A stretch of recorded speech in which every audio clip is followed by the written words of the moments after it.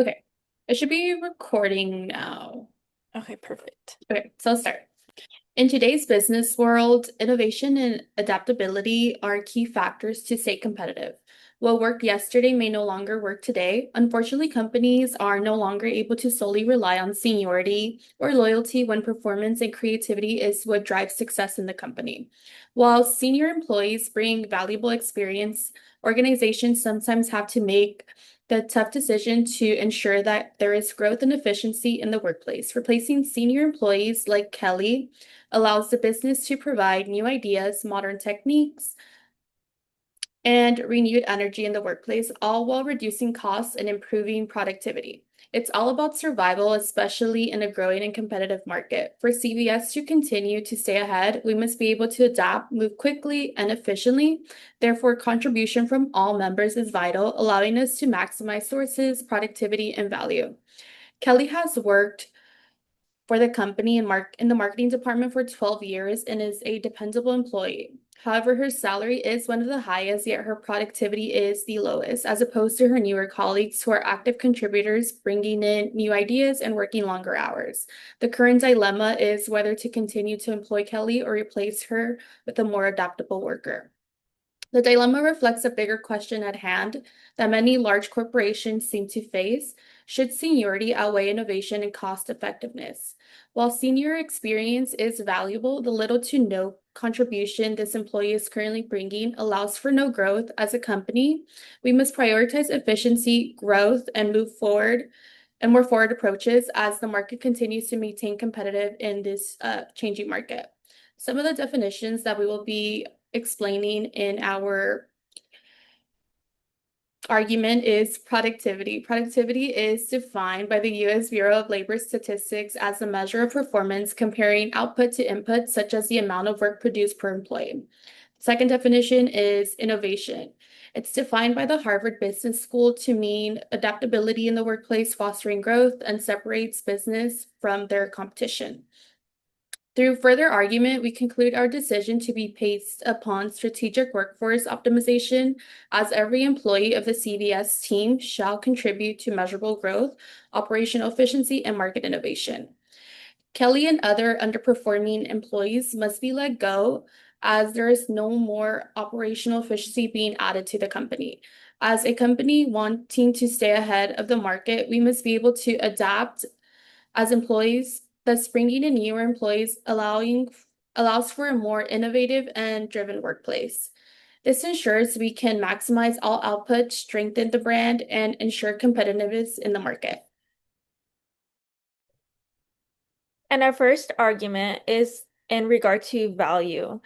So our argument is that in replacing Kelly, the company will have a greater opportunity in generating more work for a lower cost, thus increasing the value the marketing team provides. Now, value is the perception of benefits associated with a good or service or bundle of goods and services in relation to what buyers are willing to pay for them. The evidence to support this can be seen in the fact that the company's marketing team can contribute to an increase of value for the company overall and strengthen the trust your customers have in your business. Now, this is relevant because Kelly is not providing as much value to the company as she could be. As her employer, we are the buyers paying for the service of having her work for us, and her performance has been less valuable in comparison to her counterparts. If we hire someone new, our perceived benefits would increase, and this new person would have fresher ideas and greater productivity for a lower cost. Thus, the value this new person would provide to the company would be greater than what Kelly is currently providing.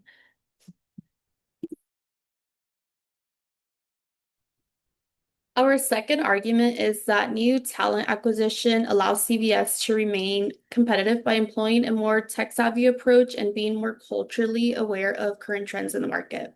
As cultural and technical intelligence continues to be a growing matter in the workplace, employees must be able to adapt quickly and efficiently. The evidence to support this research is published by the School for CEO. They state that 76 of senior business leaders lack cultural intelligence, hindering their chance of creating a greater sense of belonging and inclusion within their team. When it comes to new market trends, younger employees are more aligned with these communication methods, appealing to a more younger audience. This matters because senior employees like Kelly are being left behind when it comes to working with new technology and innovating new ideas. This essentially makes things harder for Kelly as she continues to spend less office time than her colleagues, therefore never being able to learn these new market trends, innovate as well as innovate new ideas and be able to adapt to longer working periods. Innovation is optimal in the marketing, allowing CVS to stay competitive and agile.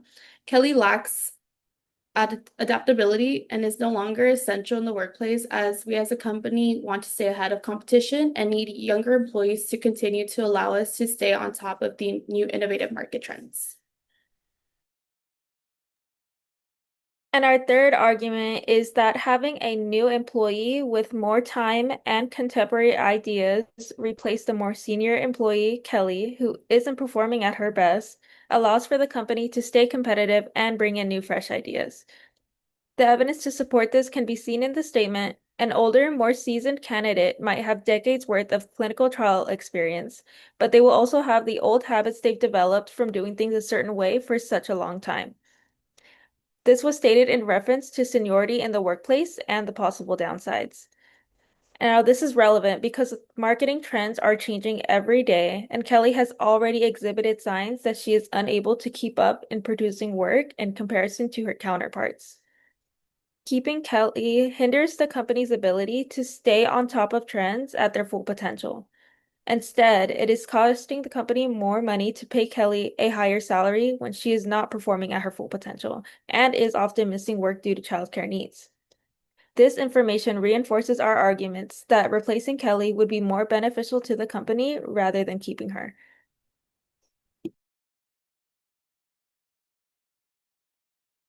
Based on our arguments, CVS Health should move forward with replacing long-term employees whose performance is no longer improving or adapting with their newer counterparts who are actively engaging and bringing in new ideas to the table. This decision not only enhances overall productivity in the workplace, but it allows for participation from all employees on all levels. Juliana and I have different opinions about this case. We believe that long-term experience forms the foundation of sustained performance and ethical leadership. While Kelly's performance may not match that of some younger colleagues, she consistently demonstrates professionalism and commitment to the company goals. To support our argument, we focus on two definitions regarding Kelly herself. The first one is seniority. It's defined to mean the length of time she has been with the organization.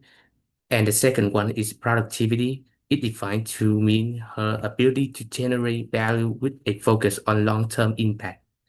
So our evaluation of this factor is based on three principles: experience, reliability, and ethics. Experience provides insights built over years of practice. Reliability ensures consistency, trust, and team cohesion, especially in high-stakes environments. Ethics requires consideration of fairness and loyalty, as well as the broader implication of replacing a dedicated employee for short-term gains. So instead of replacing her, we suggest that Kelly continue in her role, actively mentoring younger employees and sharing her expertise so that the entire team can grow together and achieve collective success.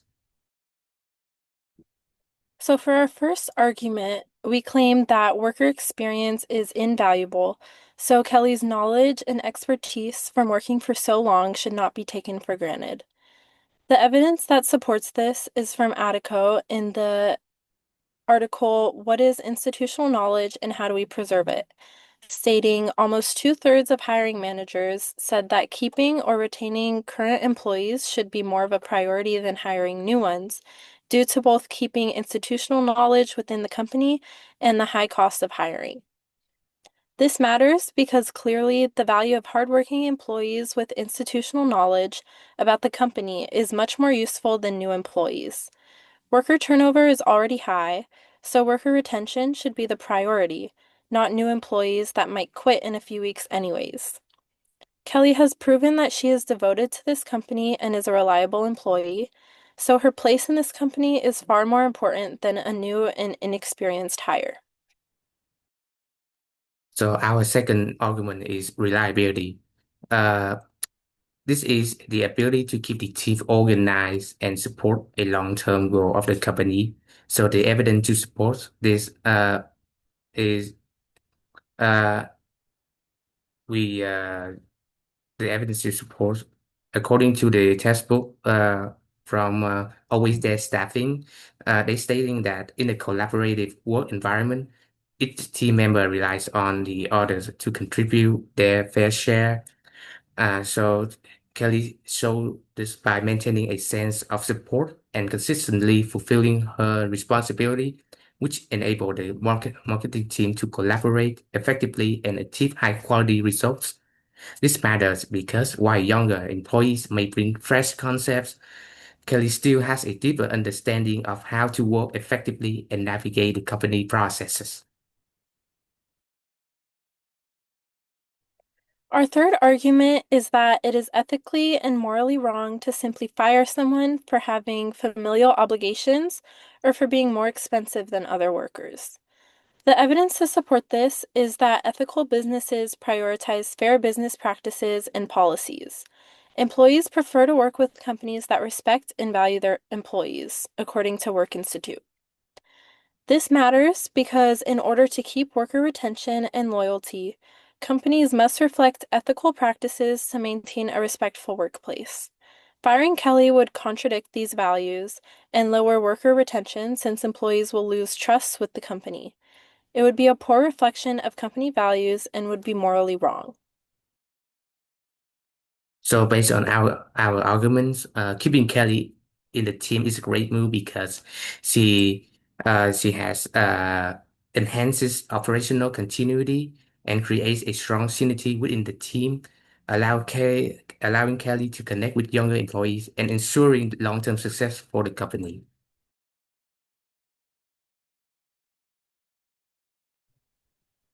Based on your guys' arguments, we do just have a couple of questions for you.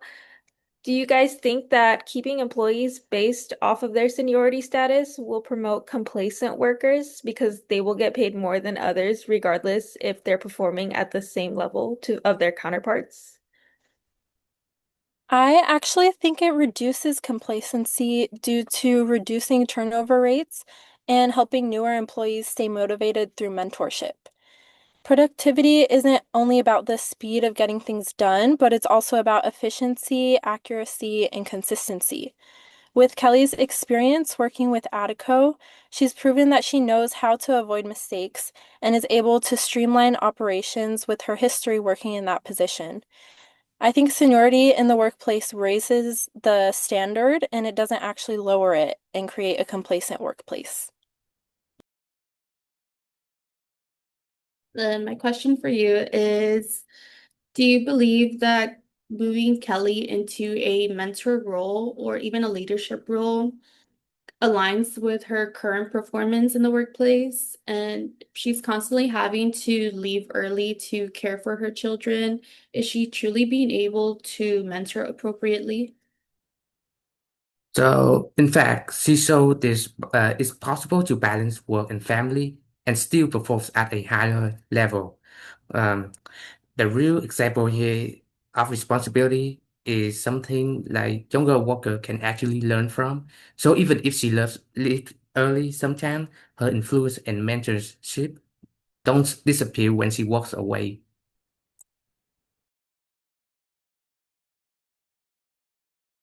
So I have a question for you guys. Have you guys considered the cost and time to train new employees?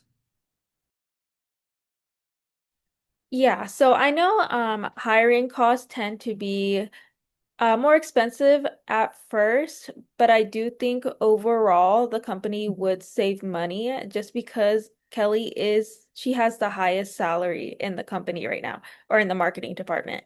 So, yes, at first it may cost the company some money to onboard someone new and train them, but as time goes on, I think it'll balance out and eventually the pro of hiring that person for a lower salary will overcome the cost of the onboarding process initially.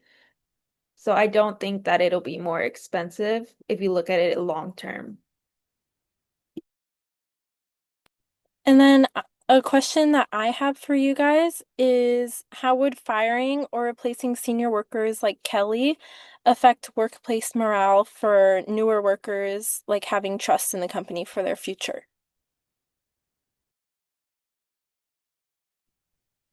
I think the way that we can handle workplace morale, especially when bringing in these new employees while we're getting rid of Kelly, our senior employee, is just to be transparent about the process of what's currently going on.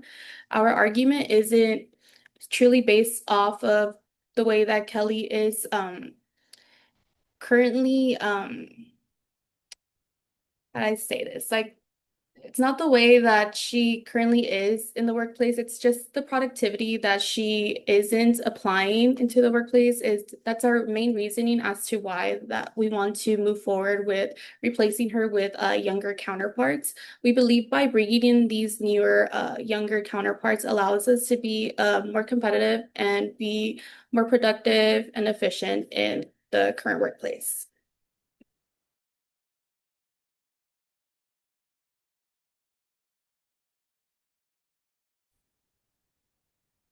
Okay, so my second question to you is, how can you ensure that by keeping Kelly in the workplace, her productivity and performance won't continue to decline? I know it was mentioned that she's able to handle various tasks in her life, but is her current performance a true demonstration of that? So I understand that concern, but really, Kelly has already proven that she can manage her time effectively and deliver strong outcomes. Her experience allows her to solve problems faster and avoid mistakes that new employees might create. So, in short, keeping her doesn't reduce productivity, it balances. So she provides the knowledge, organization, and mentorship that help new employees perform better.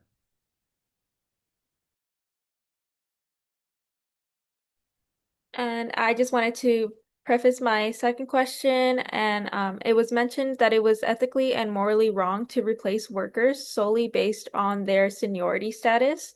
And while I agree with that statement as a whole, I think that this situation is circumstantial and tied directly to the performance of Kelly and how she is the lowest performing of all her counterparts and yet gets paid the most. So my question is, do you think it is wrong to take away the opportunity from someone new solely because of seniority status and not work ethic? I do think that's a fair question, but I also think that keeping Kelly isn't about blocking a new opportunity for someone. It's also about respecting the merit that she brings to the company and her history being there. I think she's earned her position through consistent performance, and I don't think we should just replace workers that have been there because someone newer wants the spot. Newer workers can still grow and advance, but I don't think it should be at the expense of someone who's been at the company but has simply underperformed recently.